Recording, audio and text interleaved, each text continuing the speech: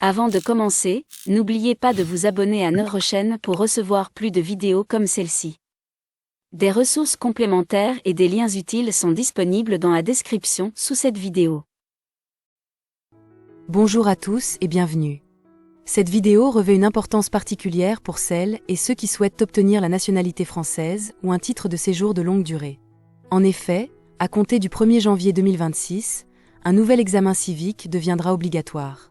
Il s'agit d'un QCM de 40 questions à réaliser en 45 minutes, avec un seuil de réussite fixé à 80%. Si cette perspective peut susciter des interrogations, nous allons en détailler ensemble tous les aspects afin que vous puissiez aborder cette étape en toute sérénité. Nature et objectif de l'examen. Cet examen a pour objet d'évaluer vos connaissances concernant l'histoire, la culture, les valeurs et l'organisation de la société française. Il a été instauré par un décret du 15 juillet 2025 et prendra effet au 1er janvier 2026. L'examen s'applique en premier lieu à toute personne sollicitant la naturalisation française. Il est toutefois important de noter que les textes officiels prévoient que ces modalités pourront être étendues, par arrêté, aux demandes de cartes de séjour pluriannuelles et de cartes de résident. Ainsi, que vous visiez la nationalité ou un séjour stable en France, cette réforme est susceptible de vous concerner. Format de l'épreuve. Le format officiel est très précis. Il s'agit d'un questionnaire à choix multiples, QCM, administré sur support numérique, ordinateur ou tablette. L'épreuve comporte 40 questions, chacune ne comportant qu'une seule réponse exacte. Vous disposerez de 45 minutes pour la compléter, soit un peu plus d'une minute par question. Pour la réussir, un score d'au moins 80% est requis, ce qui correspond à 32 bonnes réponses sur 40. Ce seuil, bien qu'exigeant, est défini avec clarté. Une évolution notable est que cet examen remplace la partie connaissance de l'ancien entretien d'assimilation. Désormais, l'entretien en préfecture se concentrera sur votre parcours personnel et votre adhésion aux valeurs de la République.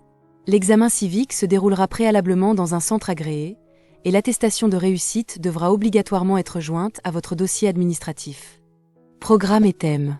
Le contenu de l'examen est structuré autour de 5 grands thèmes, définis par un arrêté du 10 octobre 2025. La répartition des questions est la suivante. Principes et valeurs de la République, 11 questions, dont 6 mises en situation. Liberté, égalité, fraternité, laïcité. Des cas pratiques pourront porter, par exemple, sur la laïcité à l'école ou l'égalité professionnelle. Système institutionnel et politique français, 6 questions.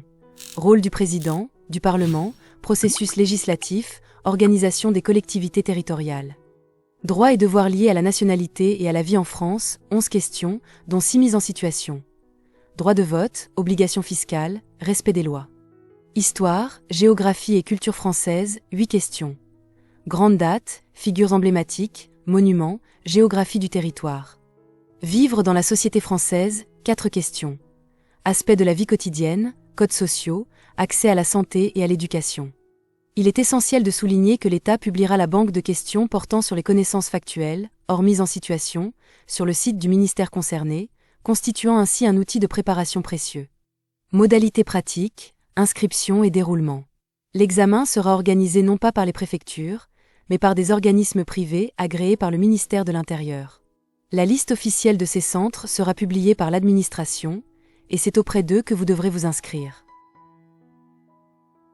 Le jour J, un contrôle strict sera effectué. Vous devrez présenter une pièce d'identité en cours de validité et une photographie de vous sera prise sur place.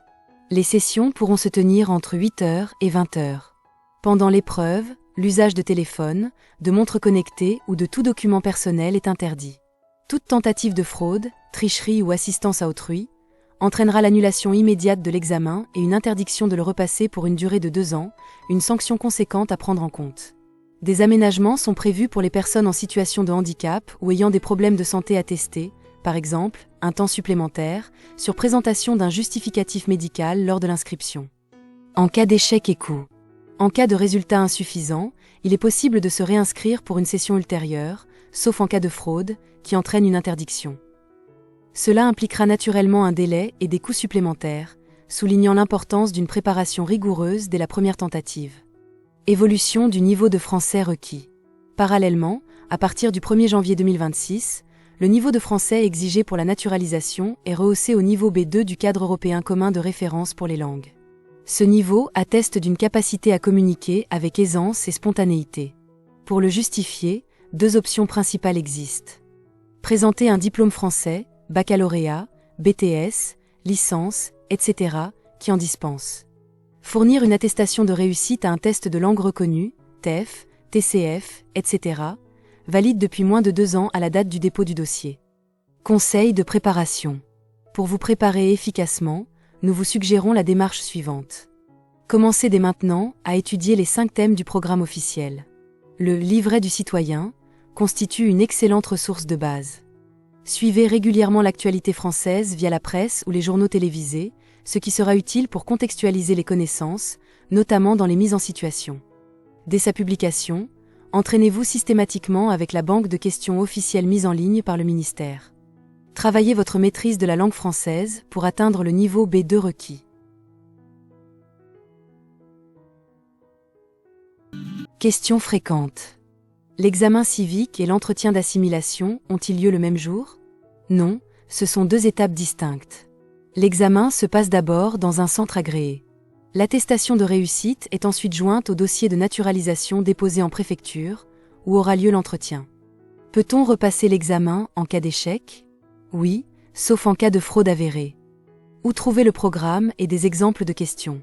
Le programme est défini par l'arrêté officiel et la banque de questions de connaissances sera publiée sur un site gouvernemental dédié.